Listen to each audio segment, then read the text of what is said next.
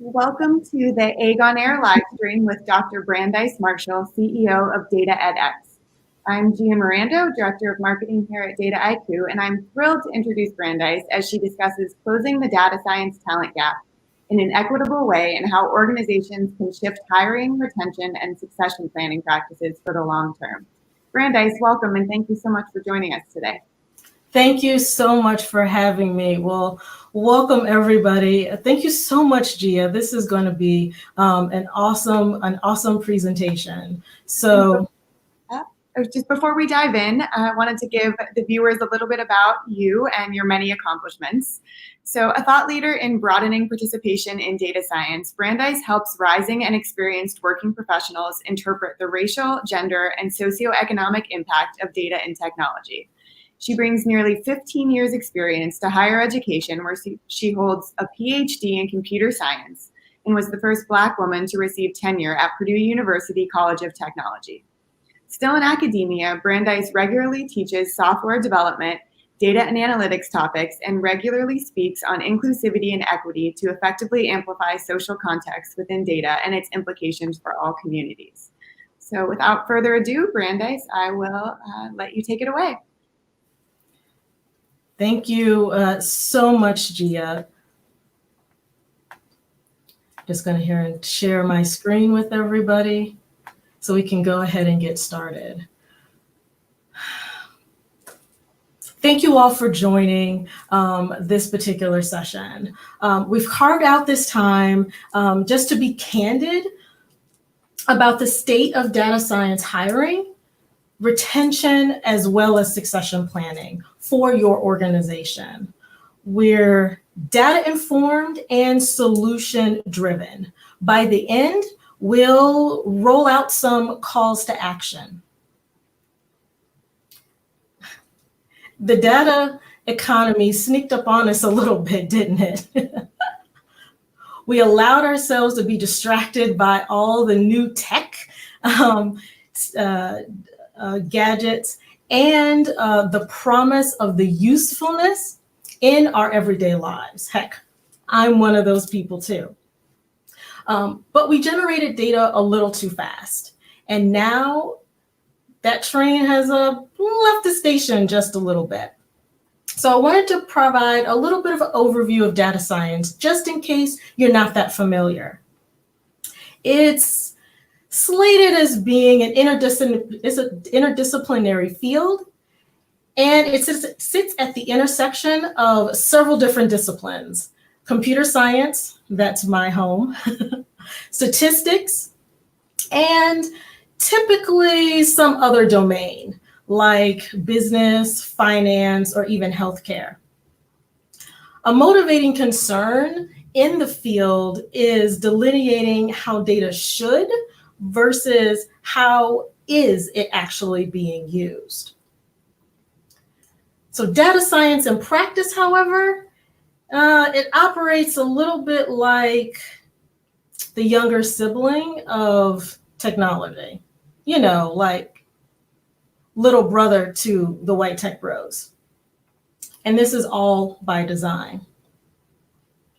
So I'm going to, of course, as a data person, dive directly into the data.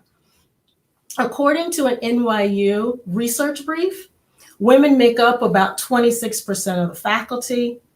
And this was according to 41 research-intensive universities that are across the United States, while only 1% of the faculty was actually identified as Black. There has been and continues to be this huge rush in order to create data science programs. It could be boot camps, it could be certificate programs, it could be full undergraduate, graduate programs. And they're all over the globe. There's many different references. There's information there at the bottom of your screen from the ACM, the Association for Computing Machinery, as well as a host of other gatherings that have happened throughout the past about 4 to 5 years in order to understand how to create curriculum for data science.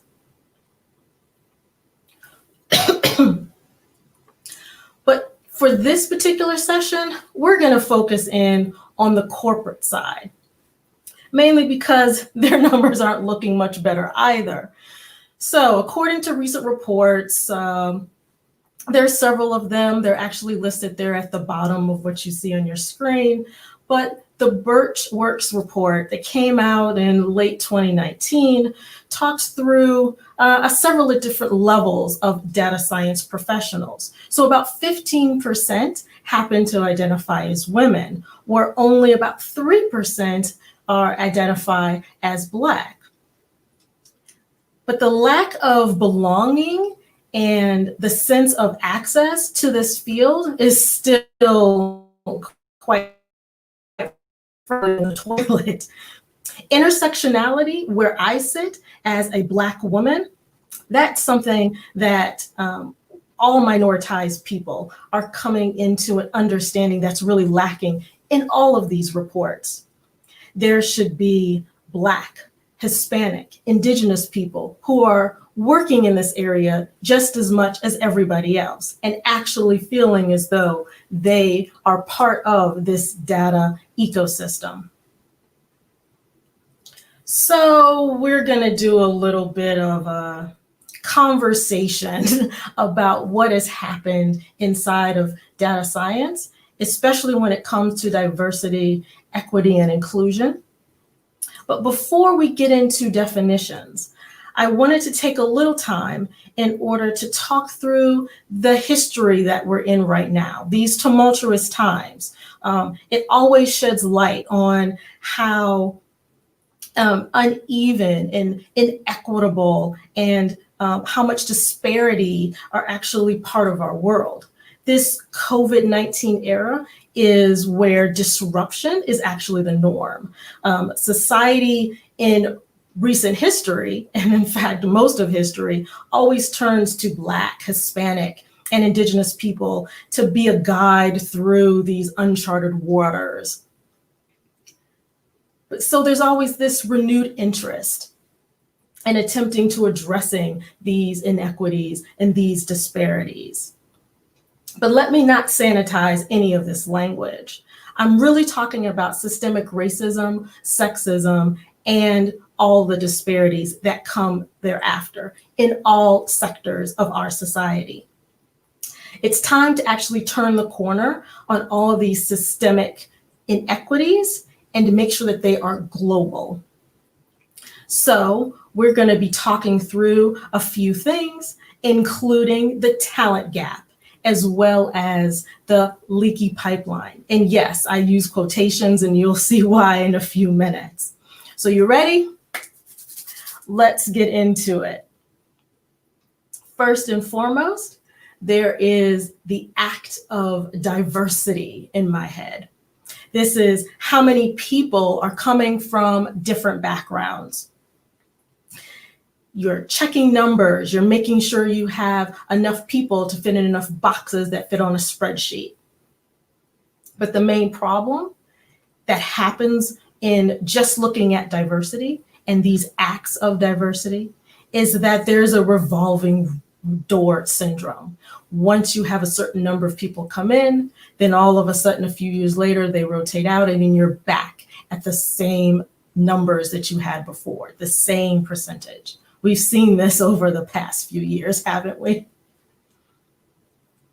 Next up is inclusion. When it comes to inclusion, this is all about who is sitting at the power table, who is able to make those decisions, and how were they invited? People always ask the question of who's sitting at the table, making sure you're at the power table. But no one ever talks about how do you get to that table? Who actually needs to invite you? And the fact that you need to be invited is part of the problem. It's happening in data science today, right now. And so what we have when it comes to inclusion that we need to fight against is having the same faces, but just in different places. Don't call on the same people to perform these actions of inclusion to make it seem as though there is actual diversity and there's actually power sitting and influence sitting at the table. Last but certainly not least, a lot of what we'll speak about today is about equity. And with equity, it's about that invitations are not necessary anymore. You feel like you are part of this workplace, that you're a part of the field, that you are part of the direction of the field and where it's going to go. But it happens in formal and mostly in informal structures. So what we have today is a lot of unwillingness in order to shift these type of organizational and be it systemic roadblocks in order to make sure people feel a sense of not only equity, but also access and belonging. So there's no more status quo. So the Achilles heel of data science is having diversity, supporting inclusion, and attaining equity, but not really doing it all at the same time. You only do one, but not the other two. You need all three. And in my opinion, you actually need to strive for equity, because then you actually are penetrating the systemic racism, sexism, and all types of disparities that are prevalent in the aspects of your organization. So then there is this conversation of the talent gap and the leaky pipeline. These narratives are performative at best. So let me explain a little bit. The talent gap actually casts disparities mostly as a problem for those who have been oppressed, and for those who have been oppressed in order to actually remedy it, because it's up to those oppressed in order to come to the field. It's in fact the oppressed that have to go in and perform these, chairing these initiatives for diversity, inclusion, and equity. People of color and women and other minoritized people inside of data science have to engage, have to fight to be part of, have to fight for that sense of belonging. That's not our responsibility solely. There's also language about bringing yourself to the table, push your way through the door, take the seat at the big, long conference table.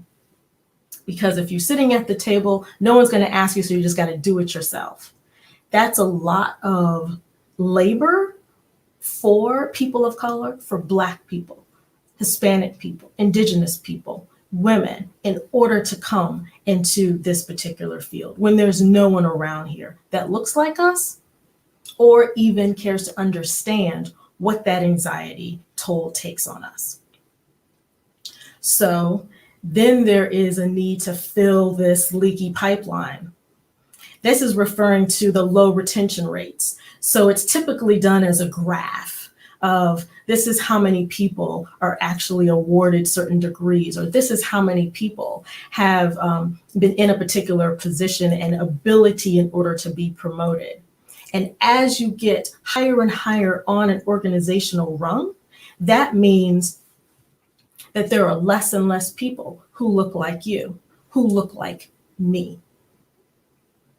That leaky pipeline is not a leaky pipeline. It is designed in order to prevent the progress and the promotion of certain people, not because the skill set is faulty. It's because the system is not designed with me in mind. So this is all just inefficient acts of equity. This is why I believe both the talent gap and the leaky pipeline is just a distraction. It's just a deflection of what the real issues are.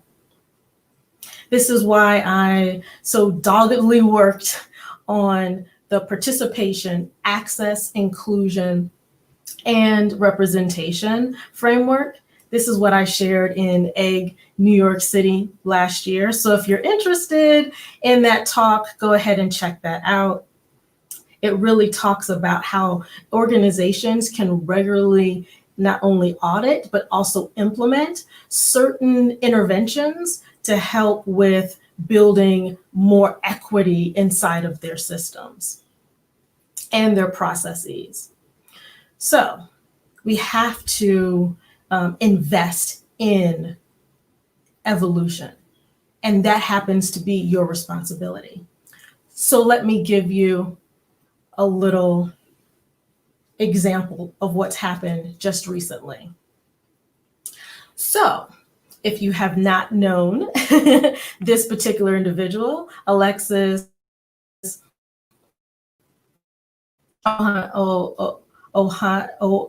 if you have not known Alexis, this particular individual, he's a co-founder of Reddit.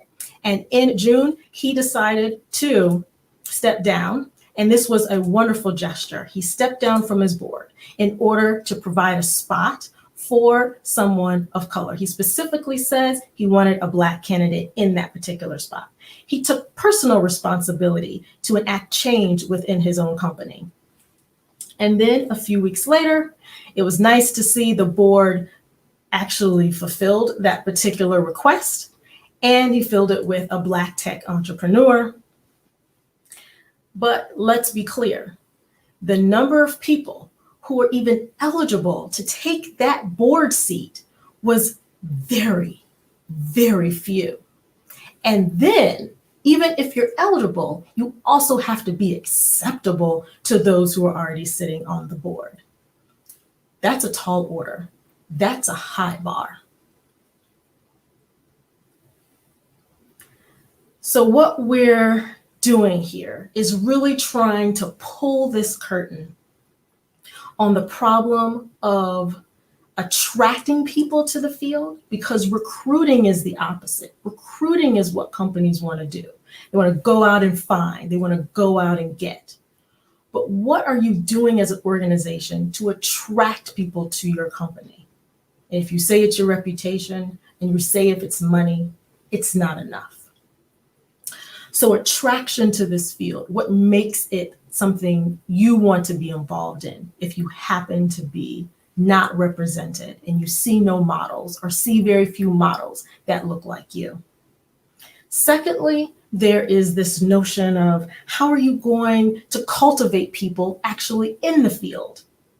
And then last but not least, it's about how are you going to deal with succession planning? So there's a lot of people who are trying to enter and having difficulty. There are a small few that are at the top who are very diverse. But that middle band, there's not a lot of people. So why is that the case? Because there's ceilings that have been put in place, part of the system, in order to stop the progress to move people through this particular field. I mean, we've seen all the check boxes when it comes to a job description. There's all types of skills that you need, all types of tools you need to learn, and then you need to have a certain amount of credentialing, and then you're going to need to have a portfolio, and then you're going to need to interview well, and that is too much. This field, as it's been named, data science, is not more than 15 years old officially.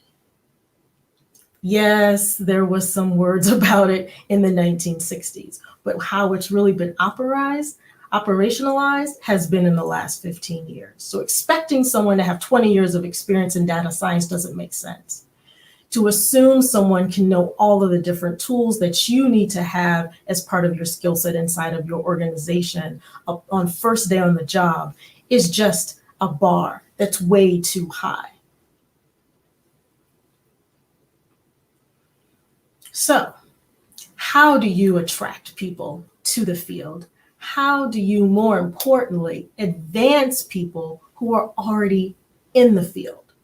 There is a whole cadre of people that are already in the field. So I'm focusing particularly on this cross section of the workforce.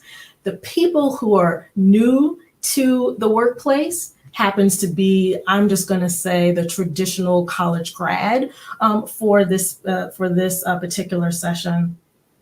But these working professionals don't really have a whole lot of experience in dealing with office politics, don't know how to navigate these sometimes iffy waters. But then you have a whole slew of individuals who have been in the workplace for 5, 10, 15 years, people who happen to be in their late 30s, their early 40s, even 50s, and even in their early 60s that have a lot to contribute, yet they're being completely ignored. And in fact, this particular notion is backed up by data.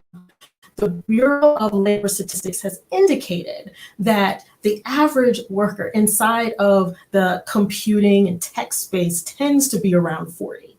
But yet all of the concentration of resources is going to new hires that happen to be new to the field, those early college graduates.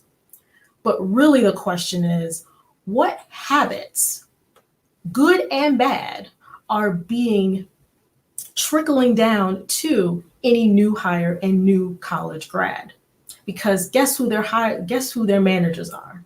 The people who are in their late 30s and early 40s.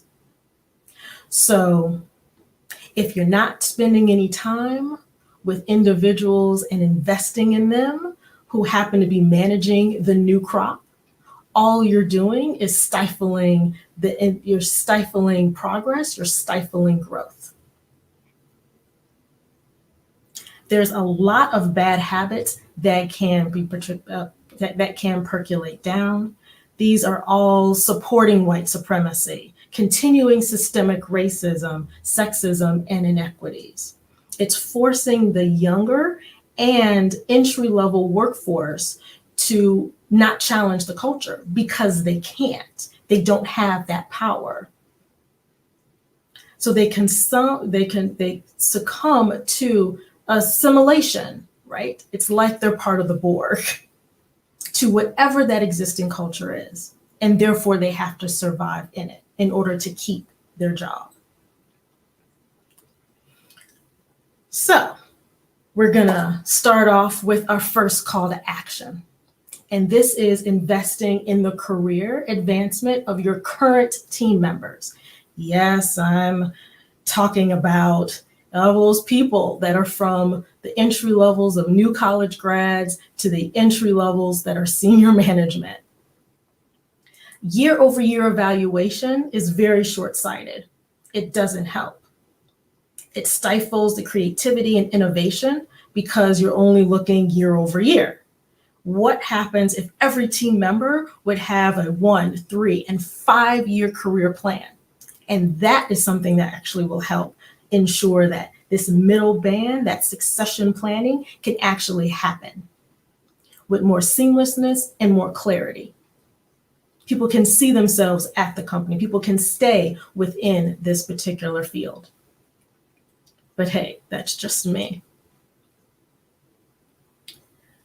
Now, I wanted to share these 2 slides.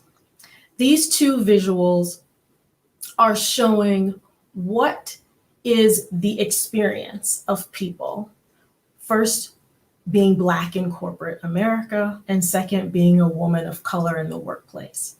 There's a lot of goalposts in order to dismantle. And the data shows is very, very clear. That leaky pipeline narrative I spoke about earlier is something that is very prevalent in decreasing the number of people who actually enter the field. Because who wants to enter a field where you know that you're not going to have an easy go at it. You're not going to have the same lift and amplification as other people around you with the same skill set. So all it does is show the lack of promotion opportunity. So that lack of equity. It shows the lack of effective mentoring and shows that lack of equity. It shows a lack of educational equity as well. And more importantly, it shows a lack of effective sponsorship. Now, on the flip side, when we're talking about women of color in the workplace, I know this is a big bucket. Women of color needs to be disaggregated into Black and Hispanic, Indigenous, Asian, South Asian women. But just bear with me.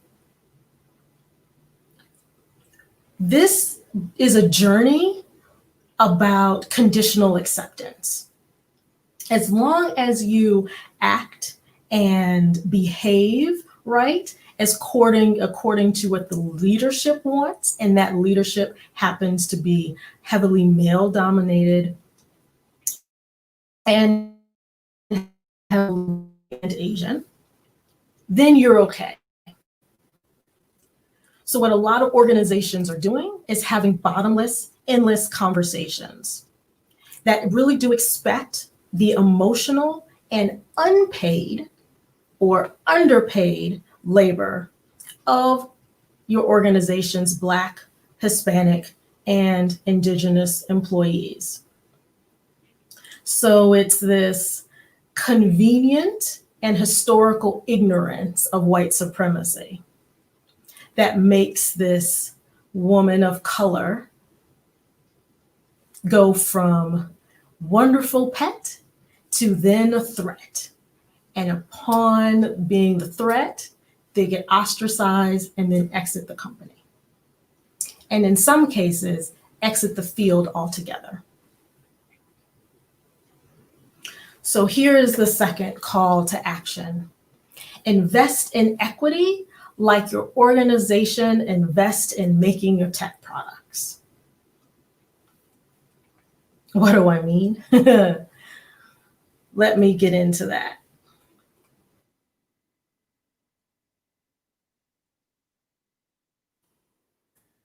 So the cost to hire, let's say a machine learning or a data science engineer.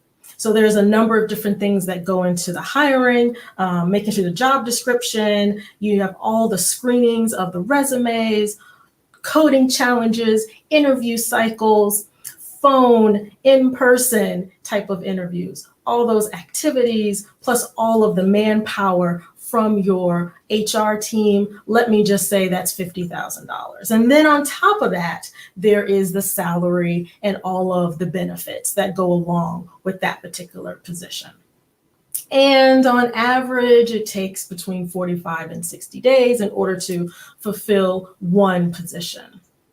That's a lot of investment. That is a lot of time. But what is the real cost when it comes to the productivity loss of hiring too hastily? Or you find a person without the skill set that actually would benefit the team.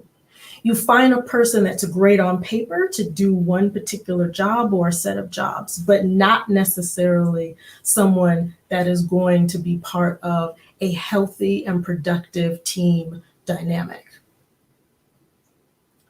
Then on the flip side, let's look at the cost of building a tech product.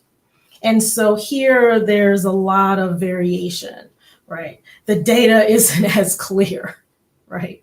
You have to choose what type of software development model you want to use, from what are the AI capabilities that you're trying to explore, whether or not you can do it in-house or you're going to go ahead and pay for a third-party system.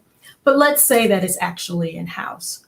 So there's a number of people that you are going to make sure that's part of the team to build that tech product. There's a whole bunch of configurations of different technologies that need to somehow integrate. So the skill set of those individuals you've hired is going to be really important to make sure that integration works very well. And then there is the person hours. It is also the number of months it's going to take. So let's say it takes 24 to 36 months to actually get your product out going. And what's that cost? Depending on what your product is, it could be a couple of $1,000s. It could be in the millions. But here's the rub. This is the reality. Inside of data science, we've had a wave of automation. That's been the focus for, let's say, 3 to 4 years now. The intention is order to cast a wide net in HR. So you want to bring the best talent. You want to make sure that you are trying to be as inclusive as possible. But all it's done is push diversity, equity, and inclusion backwards. The applicant pool remains just as or more homogeneous than ever. How? Because you've automated the resume screening process, and we know that that has disenfranchised many people of color and women from being percolating up to the top of an applicant pool. We've automated recruiting activities, so that's very impersonal. So if a person of color like myself, a Black woman, already knows that this email is automated, I know the company really isn't interested, or it takes months in order to get a response. And then there's automating the interview process. This interviewing process uses tools that try to see nonverbal cues.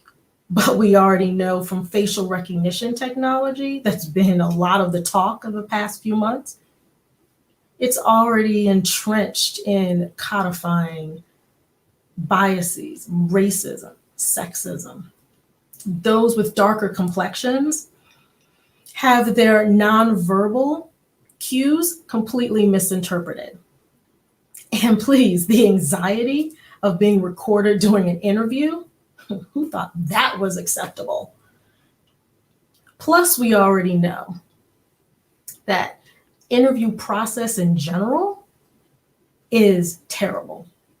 The board work, the coding exercises, that is not a good hallmark for how someone is going to be effective inside of a team. It's about the teamwork, not the individual's work. And plus, we also know that women's code is more reproducible, highly used, and more stable. So all of this has done is make discrimination at scale. Automation in the hiring process, it's just not a good idea. Data as a part of this is being weaponized as a tool of discrimination. And this is what leads to the 3-year turnover rate. But on the other side happens to be the cost of a product. And according to VentureBeat AI reports, 87% of data science projects don't even make it into production. And yet, companies will spend thousands to millions of dollars on projects that have a 13% chance of success and cut funding that support being more equitable, being more inclusive, and being anti-racist. I have to admit, I don't get it.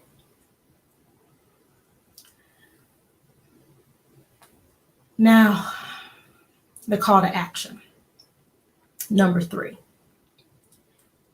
invest in developing your current team members' data equity skills. So I've shared data science, I've shared diversity, equity, inclusion, and they need to come together. You got to do more than just hire more entry-level employees thinking you're going to change the culture. They're too scared to speak up. They're too novice to know how to navigate those office politics. The mentorship needs mentoring and managing themselves. And yes, I'm talking about all team members, those in their 20s and their 30s and their 40s and their 50s and their 60s, everybody. They all don't need the same data equity skills, but they do need to understand that data can no longer be siloed in departments, because otherwise there's going to be some wires that are crossed.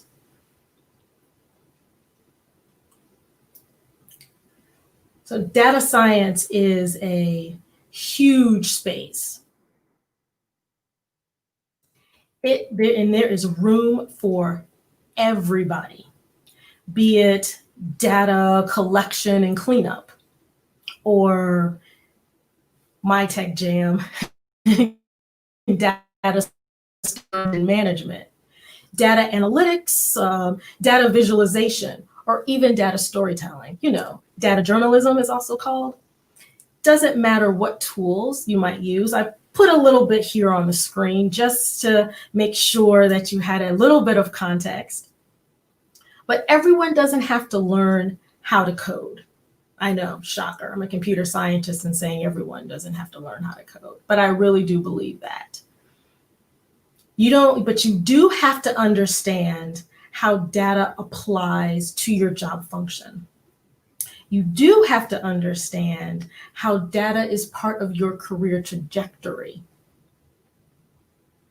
And more importantly, you have to understand how data you touch will impact the company's operations.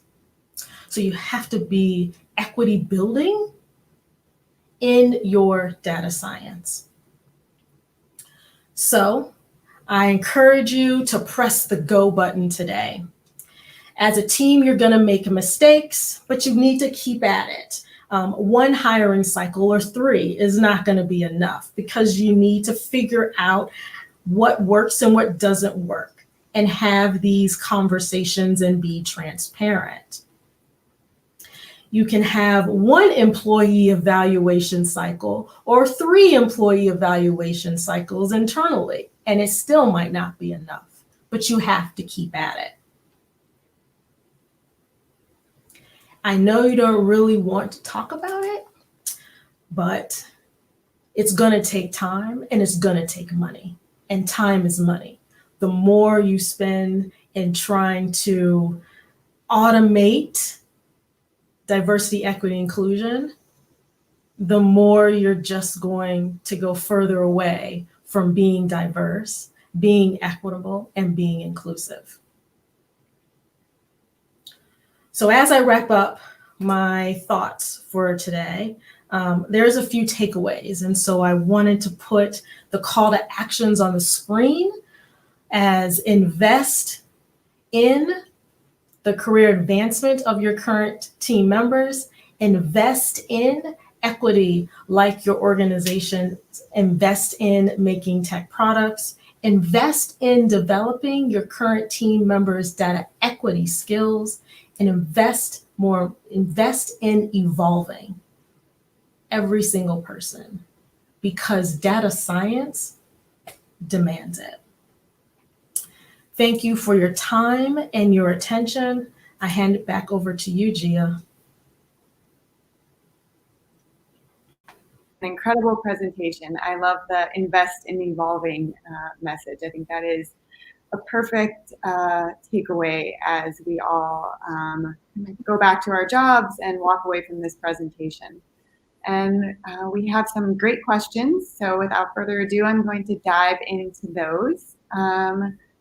And one question, this kind of goes nicely with, you had mentioned that it was a time when disruption was the norm.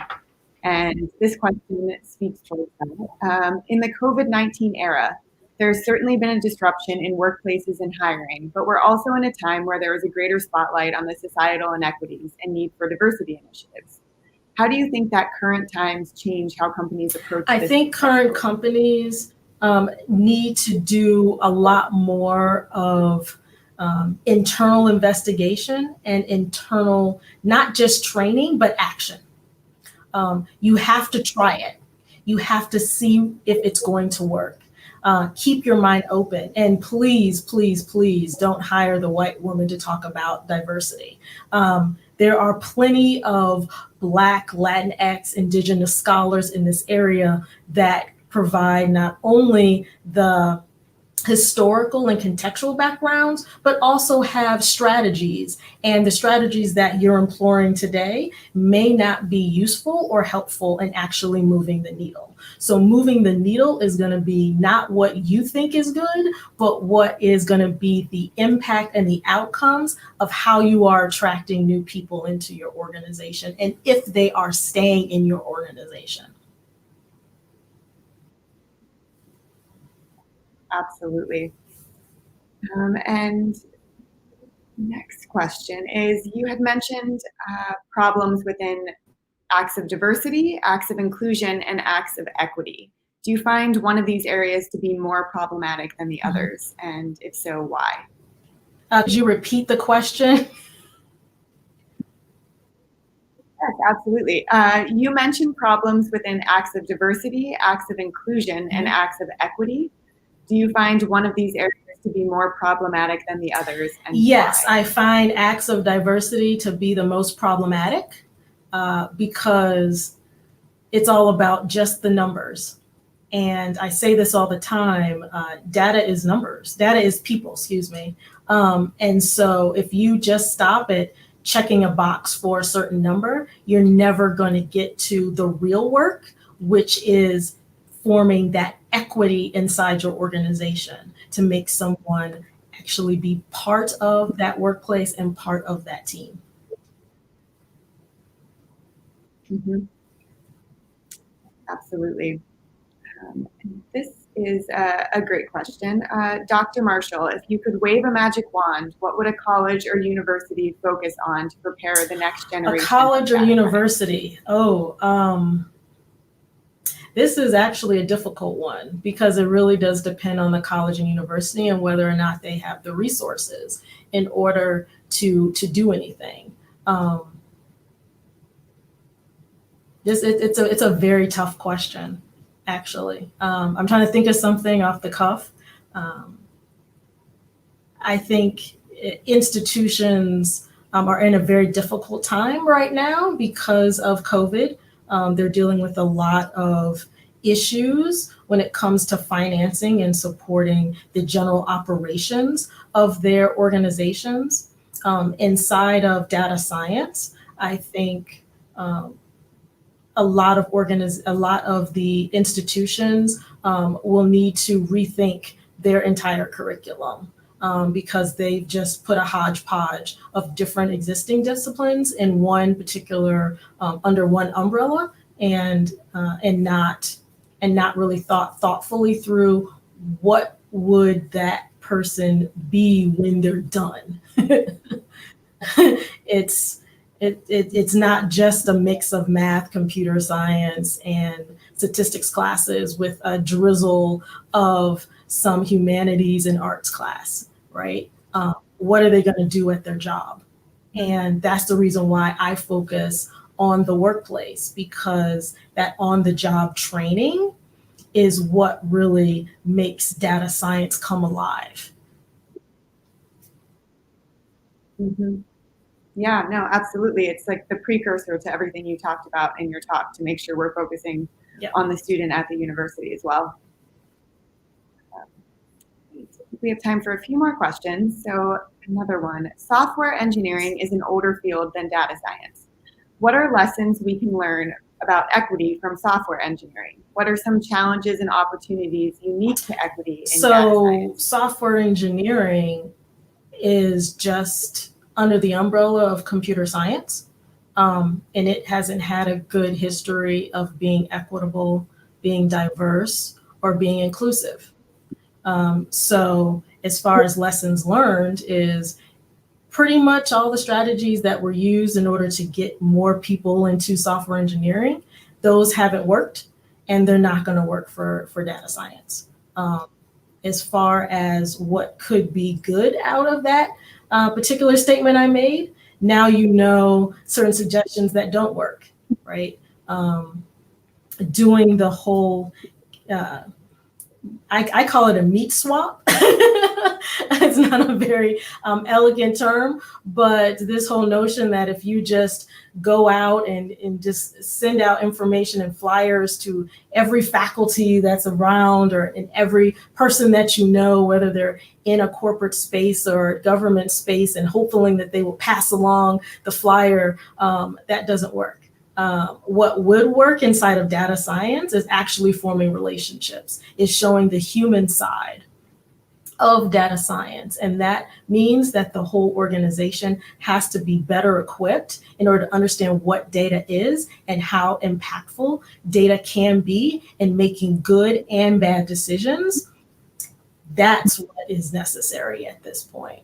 Yeah, absolutely. The human aspect is so important and not to be left out. So I think we have time for, unfortunately, just one more question.